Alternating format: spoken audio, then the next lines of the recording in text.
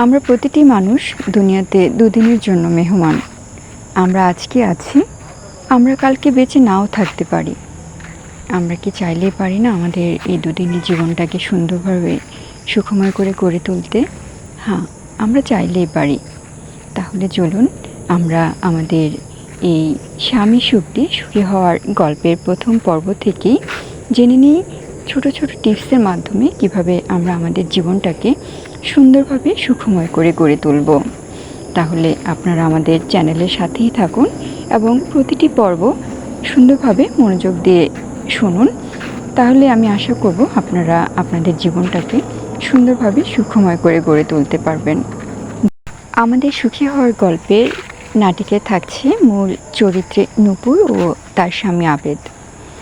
আমরা চলে যাই আমাদের গল্পের মূল চরিত্রে। নূপুর খুবই সাধারণ একটি মেয়ে। তার বাবা ঢাকায় চাকরি করত। সে ছোট থেকেই ক্লাস 6 পর্যন্ত ঢাকায় পড়াশোনা করে এবং ক্লাস 7-এ তার বাবা যখন চাকরি রিটায়ার্ড করে তখন তারা তাদের গ্রামের বাড়িতে দাদুর বাড়িতে চলে যায়। সেখানে গিয়ে সে ক্লাস 7-এ ভর্তি হয়। শুরু হয় তার শৈশব এবং কৈশোর গ্রামের জীবন। নূপুর মেয়েটি ছিল খুবই চঞ্চল, সহজ সরল এবং মেধাবী। গ্রামে শুরু হয় তার সুন্দর সুখময় জীবন।